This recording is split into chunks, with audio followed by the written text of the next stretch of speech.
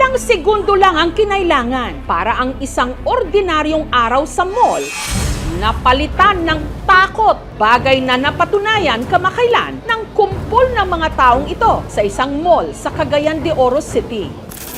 May bata kasing naipit sa escalator. Ay, wala, nasakitan siya. Pero ay, Hida, wala ka ba rin? Nananandun ka mo nila. Kalmado ang bata na nakahandusay habang tila kinain ng gilid ng escalator ang kanyang kanang kamay. Ang ginoo ko. Pero ang mga sumaklolong staff ng mall nahirapang tanggalin ang kamay ng bata. Kaya tumawag na sila ng rescue. Ay, wala, nasakitan siya. Paano nga ba maiiwasan ang aksidente sa escalator? Lalo na ngayong papalapit ang pasukan at dagsa sa mga mall, mga magulang at bata. Magsilbi sanang babala ito. Ay, wala, nasakitan siya. Sa mga nagba-back to school shopping po ngayon, bantayan po ang inyong mga kasamang bata. Isa sa mga nakasaksi sa aksidente, si Jenny, na mamimili lang daw sana noon ng school supplies. Nakita na namin yung bata, nakahiga na siya, tapos naipit yung kamay niya sa escalator. Ay, saan sa niya pagpasok yung kamot eh. Nabigla po kami, naawa kami sa bata. Ang biktima, isang 6 na taong gulang na batang lalaki. Ang bilis po ng mga staff, tinulungan nila yung bata kung paano kuhanin yung kamay niyang naipit. Pero dahil nahirapan daw na tanggalin ang kamay ng bata sa pagkakaipit, humingi na sila ng saklolo. Naka-receive po through 911 call yung Police Station 5. Immediately nag-respond din yung mga police natin. Mabuti na lang daw at ang escalator kusang huminto para matanggal ang kamay ng bata. Kinailangan pang kalasin ng mga rescuer ang bahagi ng tapakan ng escalator kung saan ito naipit. Kalmado lang po siya, habang tinatanggal na siya, yung pag yung magalaw yung kamay niya, masasaktan siya, doon siya sisigaw. Ay, wala, nasakitan siya. Katabi ng bata na nakaalalay sa kanya ang kanyang ina. Relax lang po siya. Pero nandun siya talaga sa anak niya. Nakaalalay talaga siya. At makalipas lang ang 30 minutes.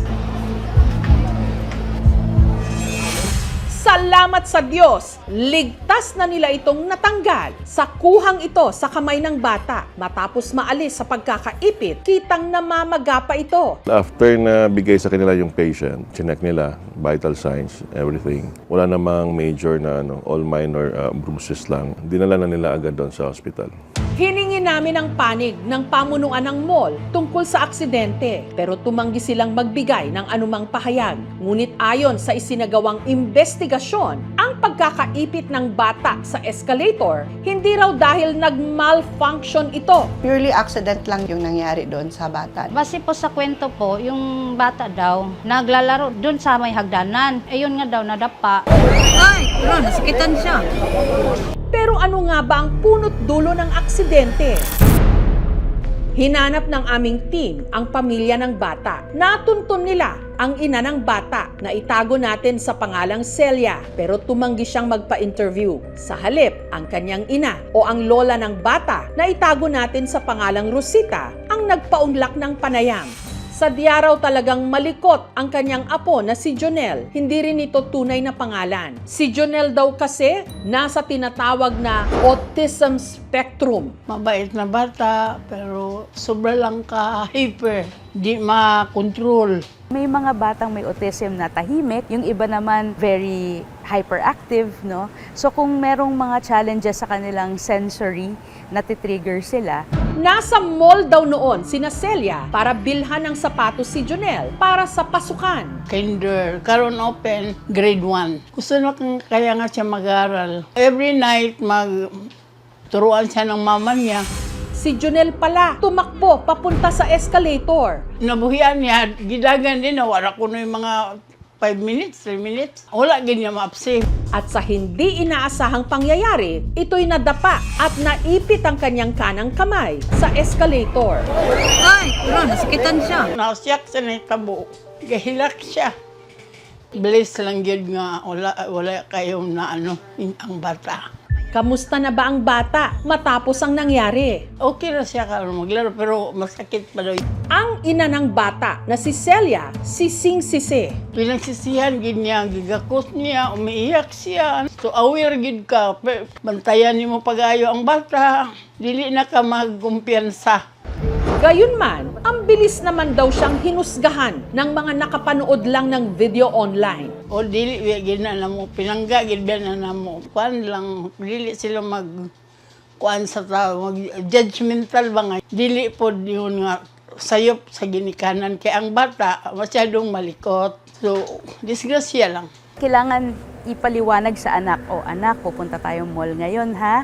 O so asahan mo, medyo maraming tao. Hawakan natin ng mabuti ang mga kamay ng ating mga anak. Isakay po natin siya dun mismo sa gitna ng platform. Huwag po natin silang hayaang tumalon-talon. Huwag po natin silang paupuin dun sa mga steps o dun sa mga platforms po. Ang kaligtasan po ng inyong mga anak ay nakasalalay po sa inyong kamay. Ang mga parents nga lakaw sila, dapat ang bata bantayan gyud. Wala ka baro, mananado ka ko nila. Walang pinipiling oras ang disgrasya. Kaya sa gitna ng pagmamadali at dami ng tao, ang pinakamahalagang hawak, ang kaligtasan ng mga bata. Ay, wala, nasakitan siya.